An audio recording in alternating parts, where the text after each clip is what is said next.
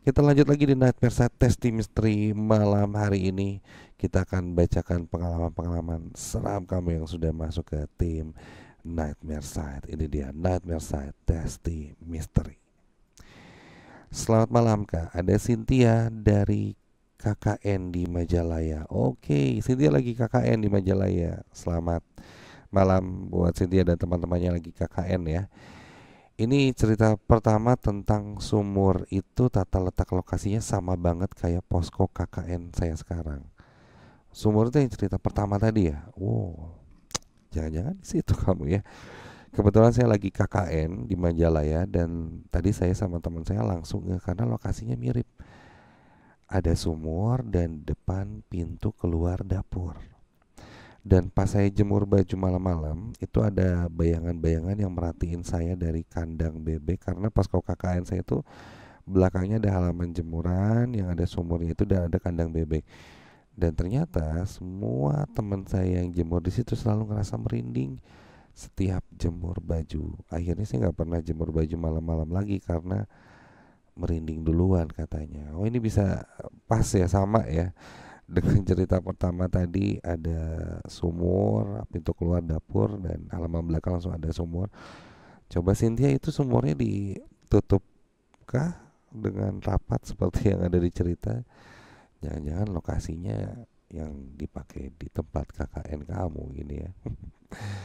Oke, itu pengalaman Cynthia. KKN memang selalu bikin cerita-cerita baru ya, pengalaman-pengalaman baru gitu. Pasti aja ada cerita-cerita seremnya ketika KKN.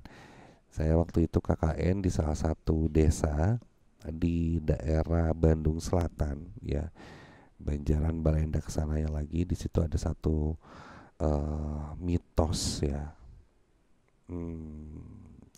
Kalau nggak salah di situ ada gunung dan ada batu kincir gitu kalau nggak salah ya, sama batu anjing ya. Jadi batu tapi dia secara alami kalau nggak salah ngebentuk kayak anjing gitu, dan satu lagi yang ngebentuk kayak kincir lah. Nah kurang lebih saya di desa itu, dan di rumah yang kita pakai untuk tinggal selama KKN itu ada satu pintu yang tidak boleh dibuka sama sekali. Pintunya itu berada di lantai atas ya, sebenarnya satu lantai, cuman ada lantai atas buat ngejemur baju dan lain-lain gitu. Jadi cuma ada satu tangga terus di lantai atas, dan di situ ada satu ruangan di paling atas itu. Di ruangan itu ada tulisan di depan pintunya, ada gambar tengkorak dicoret gitu. Tulisannya adalah awas ajag ya, awas ajag. Ajag itu eh, mungkin ada yang tahu itu adalah kayak anjing hutan gitulah. Ini agak sedikit janggal gitu, ada tulisan itu di atas tempat jemuran dan ditulisin itu di depan pintunya gitu. Apakah ada apa gitu, nggak tahu. Kejadian-kejadian aneh mulai terjadi pada akhirnya, dan kita mengindikasi bahwa wah ini kayaknya berasal dari ruangan di sana gitu, karena saya cukup penasaran sama ruangan itu. Dan salah satu teman KKN saya bilang jangan pernah coba untuk buka pintu itu katanya, karena dia pas hari pertama tidur itu didatengin lewat mimpi sama satu sosok kakek-kakek. Terus dia bilang hati-hati, bilangin ke teman kamu, maksudnya itu saya, jangan buka pintu itu karena taruhannya nyawa katanya. Nah memang saat itu saya penasaran banget tuh, sampai akhirnya kejadian-kejadian aneh mulai terjadi. Ada teman yang erep-erep dililit ular, dia ngerasanya. Terus dengar ada suara orang mandi padahal nggak ada orang. Terus ada sosok laki-laki yang sering datang ke tempat kita, tapi entah siapa itu dan rumahnya di mana, sering ajak ngobrol saya. Terus satu hari itu ketemu lah kunci ruangan itu, karena ruangan itu dikunci tuh. Saya karena sempat gini cek, wah ini nggak ada kuncinya di mana. Akhirnya ketemu kuncinya ada di bawah keset dekat pintu menuju ke luar itu. Dilihat, ada kuncinya nih. Makin penasaran dong, pengen ngebuka di dalam pintu itu ada apa gitu ya. Tapi teman saya ngelarang gitu, kayak ya udah oke, karena takut membahayakan juga. Akhirnya saya simpan di bawah keset lagi. Besoknya itu yang punya rumah itu, yang minjemin kaki itu tiba-tiba datang. Padahal rumah itu jauh kalau nggak salah. Dia tiba-tiba datang ke rumah, turun, masuk ke dalam rumah, naik ke tangga, dan cuman ngambil kunci itu. Itu udah di luar logika gitu. Kenapa semalamnya kejadian saya nemu kunci, besoknya tiba-tiba yang punya rumah datang bawa kunci itu secara tiba-tiba. Terus habis itu dia pergi lagi. Saya sempat tanya, itu kunci buat gudangnya, Bu? Ah, itu gudang isinya apa sih? Ah, itu mah gudang biasa lah, itu mah jangan dilihat ada barang-barang gitu. Udah, akhirnya diambil terus dia pergi udah. Dan sampai sekarang saya masih misteri, itu nggak tahu di balik atau di dalam pintu itu apa. Ya, ada yang bilang kan kalau ada satu rumah dengan pintu yang nggak boleh dibuka, itu artinya adalah ada satu ruangan khusus untuk sesuatu yang dalam tanda kutip dipelihara. Walau alam ya, karena saya nggak lihat juga ke dalamnya seperti apa. Cuman KKN itu memang pasti berkesan dengan cerita-cerita seramnya. Ada lagi mungkin yang punya pengalaman seram selama KKN, boleh tulis di komen juga ya. Oke, selanjutnya, selamat malam. Kami Mas Taku Andi di Gatsu. Lagi dengerin Nightmare Set sendirian. Dan tadi di cerita kedua itu gak sengaja kedengar suara manggil nama aku secara lirih. Suara itu perempuan yang minta tolong. Dan itu aku cari keluar, gak ada. Dan pas kembali lagi duduk di kursi itu ya, mata aku sebelah sempat menoleh keluar pagar rumah, seperti ada yang ngeliatin. Perawakannya itu cewek, rambut panjang, baju putih, dan seketika menghilang cepat gitu pas aku lihat keluar pagar rumah. Terima kasih udah dibacain. Thank you Andi, sudah berani dengerin Nightmare Side sendirian, meskipun kita tidak menyarankan ya untuk dengerin Nightmare Side sendirian. Toh pada akhirnya ada kejadian-kejadian seperti yang kamu alami Andi ya. Oke, selanjutnya, selamat malam untuk Den Mas Hadi. Assalamualaikum. Waalaikumsalam. Bang Dim, aku mau cerita sedikit. Waktu itu aku masih di kos pas masa kuliah. Pada satu malam aku mulai berangkat tidur sekitar lepas jam 1 malam. Di kamar itu sendiri, dan setelah masuk pintu dikunci. Ini kamarnya di lantai 2 katanya. Kebetulan cuaca dingin, jadi aku pakai selimut tuh, kayak malam ini ya dingin banget gitu ya.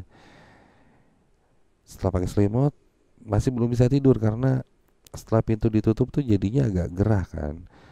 Selimutnya disibakan ya, pakai kaki gitu digitu set gitu. Dan mungkin karena terlalu keras selimutnya jatuh ke lantai. Beberapa detik kemudian tiba-tiba selimut itu seperti terlempar dan nutupin badan aku sampai ke kepala. Oh my god. Jadi dia kayak gerak terus dia tendang gitu ya pakai kaki selimutnya biar kebuka, jatuh ke lantai. Terus tiba-tiba dia ngelemparin lagi ke dia gitu. Dan sumpah waktu itu aku takut banget, sampai gerak pun gak bisa gitu, kaku. Tapi mata aku tuh masih melek bang. Itu kejadiannya ya, cukup traumatik banget ya buat aku bang. Terima kasih sudah dibacain. Lanjut Bang Dim, atur nuhun ya Den Mas Hadi. Terima kasih, pengalamannya ngeri sih. Ini pas banget ya kondisinya lagi kayak gini, dingin, bis hujan, gak berhenti-berhenti dari tadi pagi. Dan sekarang ada di antara kamu yang lagi nonton ini sambil tiduran dan selimutan ya. Nah itu hati-hati, Ya sampai kejadian kayak Hadi ini nimpa kamu Insan Muda malam hari ini. Oke, kita lanjut ke cerita selanjutnya. Menarik nih, ceritanya banyak yang seru-seru ya. Assalamualaikum Kang Dimas, ada Hari dari Majalaya. Mau cerita sedikit nih, kemarin pas malam tuh kan hujan gak berhenti-berhenti ya.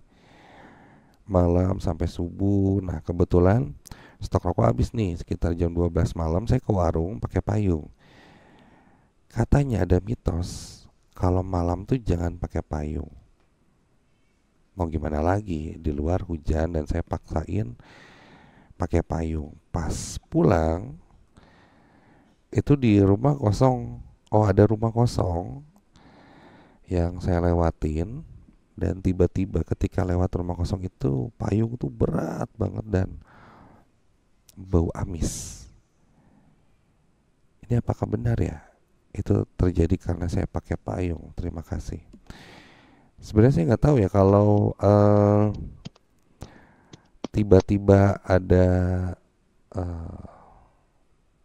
kejadian-kejadian aneh kalau jam 12 malam keluar pakai payung. Itu mitos itu saya belum pernah dengar, tapi nggak tahu, mungkin ada insan muda yang pernah dengar dan boleh sharing cerita. Yang saya tahu sih mungkin kalau urban legend salah satunya adalah yang di Bandung itu di daerah Simpang Dago ada sosok perempuan yang memakai baju serba hitam dan sampai ke payung hitam.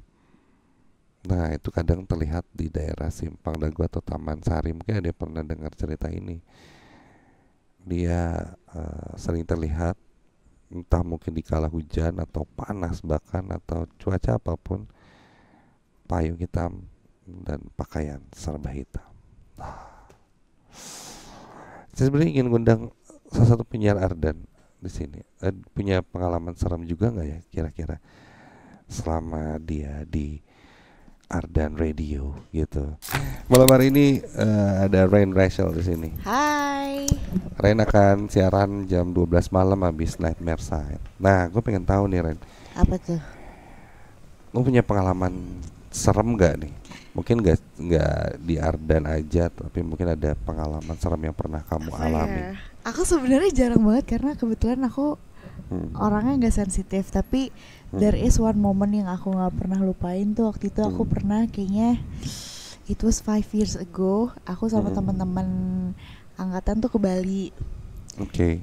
Terus emang katanya kalau misalnya kita bertamu ke tempat baru harus lebih sopan, harus lebih ada ininya lah, ada salam-salamnya dulu. Nah, terus waktu itu kita ada pembagian kamar. Pokoknya aku sekamar tuh bertiga sama temanku, ada namanya Kuina sama Tania. Terus long story short, ada di satu malam mereka emang lagi begadang lah. Aku tidur cepet duluan. Tapi malam-malam terus tengah malam mereka bangunin aku.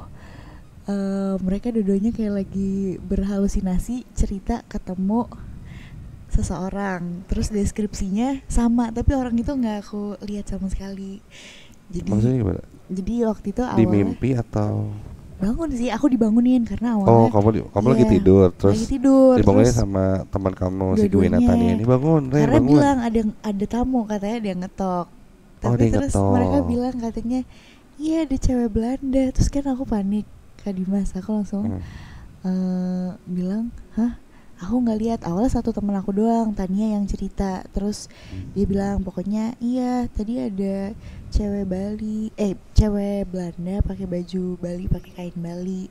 Terus bilang, kamu hati-hati ya di sini, saya mau nemenin kamu, niatnya baik kok, harus bisa jaga diri, pokoknya gitu. Terus dia tuh masuk ke dalam kamar. Iya, katanya di kamar, tapi aku nggak lihat apa-apa. Terus aku itu bilang, pas kamu dibangunin si sosok Belanda itu ada katanya gini, Ren itu di depan.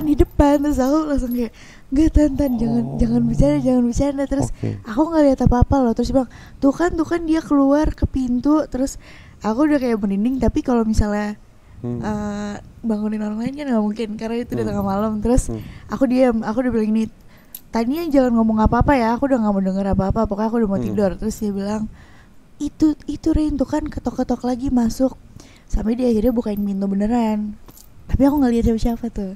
Nah terus udah aku bilang udah nggak usah ngomong apa-apa lagi karena aku udah nggak mau denger, udah pokoknya nggak mau denger. Terus teman aku satu lagi ada di kamar mandi, kan dia nggak denger apa-apa ceritanya.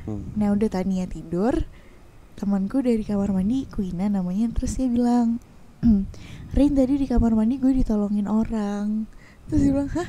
Emang lo kenapa? Iya gue mau jatuh kepleset. Terus dia bilang, ah ditolongin siapa? Lo gak ada siapa-siapa. Terus katanya iya, ada cewek Belanda yang didiskusinya sama. Terus habis itu dia bilang, oh I see, jadi dia ada dua teman lo ini dengan dua situasi yang beda. iya, tapi sebenarnya di satu ruangan itu kan kita satu kamar. Okay. Aku doang yang nggak ngelihat sebenarnya. Aku doang yang ngelihat, dan aku emang nggak sensitif juga. Cuma mereka ngedeskripsiinnya sama persis. Terus aku nggak tahu, aku pikir kayak ini mereka berdua halu atau beneran jahilin. Iya, terus habis itu udah akhirnya Queen cerita sama persis, mendeskripsikan katanya cantik, anggun, pakai kain Bali juga. Baik Korein, kata dia mau keluar dulu, nanti kesini lagi. Terus kan aku udah kayak panik, aduh. Terus pokoknya malam itu aku kayak udah ngechatin teman-teman yang lain, gue pindah kamar dong, gue ke kamar lo karena aku udah gak nyaman banget, gak bisa tidur, tapi udah gak ada yang bangun juga kan. Malam-malam akhirnya udah aku berusaha menenangkan diri, tidur. Sampai akhirnya mereka juga udah gak ada yang ngomong lagi. Besoknya pagi-pagi kita breakfast semua bareng-bareng. Terus aku sebenarnya nungguin cerita, kok nggak ada yang cerita tentang itu Belanda nih. Iya, terus habis itu entah mereka emang bercanda doang atau gimana. Terus aku nanya, lo semalam ngerasa ada yang datang nggak atau apa? Terus apa sih? Awalnya mereka diem-diem dulu, apa ya?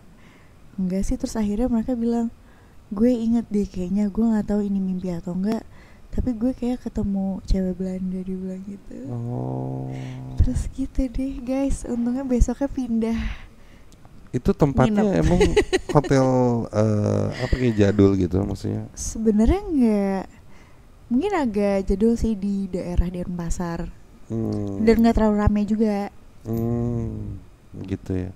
Yes. Jadi bukan yang modern minimalis gitu, modern. Emang agak-agak emang old school gitu ya. Masih agak old school, terus emang masih banyak sesajen juga, terus masih dupanya juga kuat banget. Itu menarik nih. Mantap lah.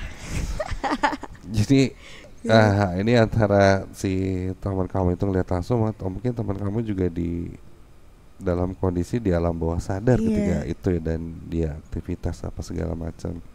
Menarik sekali ya. Memang Bali itu cukup kental juga ya sama hal-hal seperti itu ya, kayak di Bandung juga lah, dimanapun kayaknya sama-sama aja sih.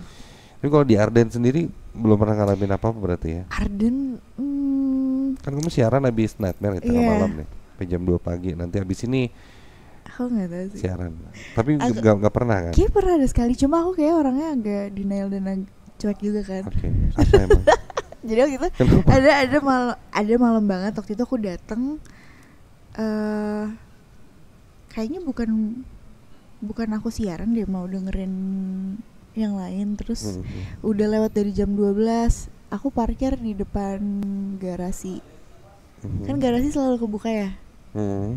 Abis itu aku masih nunggu di parkiran main handphone, tapi aku ngerasa kok kayak ada yang ngintip, ada yang lihat dari cuma feelingnya doang, tapi kayak ada, kan kadang ada bayangannya beda. Terus abis itu aku cuma kayak ngintip.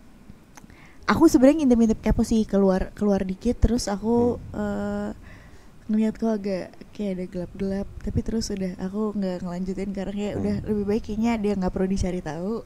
Lebih baik nggak usah tahu aja. Gitu. Itu intermezzo dikit ya, di luar parkiran itu pernah ada satu kejadian yang di luar nalar juga sih, ngomongin mobil jadi keingetan nih. Jadi pernah waktu itu ada mobil siapa ya, gue lupa ya, parkir di depannya garasi itu ya, mobilnya parkir. Habis gitu dia siaran, pulangnya jam 2 pagi. Deg-degan nih. Iya, Siliwangi ya, tapi gue lupa penyiarnya siapa. Intinya dia siaran, habis gitu jam 2 pagi dia pulang. Pas keluar, nah si mobil itu di di kaca depannya tuh banyak telapak tangan nempel gitu di kaca. Kan kadang kalau tangan kotor atau kayak gimana tuh nempel di kaca tuh kan dia nempel gitu. Nah ini banyak nih ada tangan-tangan gitu. Dan itu tuh kayak lumayan banyak lah dan tangannya kecil. Kecil. Kayak tangan kecil gitu. Terus dia kan, aduh ini tangan siapa lagi, terus dia lap lah dari luar gitu kan. Nggak hilang. Oh iya, berarti di dalam. Terus pas dia dari dalam hilang. Aduh, serem banget. Masuknya dari mana, Kak? Nah itu dia nggak tahu kan, kuncinya dia bawa. Terus lah dia langsung kayak, waduh, dari luar nggak dilap, pas dari dalam diginiin set. Ya dari dalam ini terus tangannya, wah dia hapus terus dia balik. Ngomongin gini aman, Kak? Ya aman lah harus. Aku bawa mobil juga, nggak tahu ya, nanti kita cek juga. Thank you Rene. Thank you, udah makasih, sharing pengalaman serem ya. Dan pastinya insan muda yang mau share pengalaman seram lainnya boleh share juga via email kita ke nms@ardanradio.com. Dan yang pastinya buat yang suka nonton live-nya kita di setiap malam Jumat jam 10 sampai jam 12 malam di website ardanradio.com dan di YouTube channelnya Ardan Radio. Kita juga suka live stream ya setiap malam Jumat. Dan jangan lupa untuk di subscribe, comment, and like dan share kalau kamu suka video-video yang ada di YouTube channelnya Ardan Radio, karena setiap minggu kita juga upload cerita-cerita baru Nightmare Session sudah tayang dan bisa kamu dengarkan ulang di YouTube channelnya Ardan Radio. Kalau gitu Dimas pamit. Assalamualaikum warahmatullahi wabarakatuh. Sampai ketemu lagi di Nightmare Session minggu depan. Selalu ingat, jangan pernah dengerin Nightmare Session ini sendirian.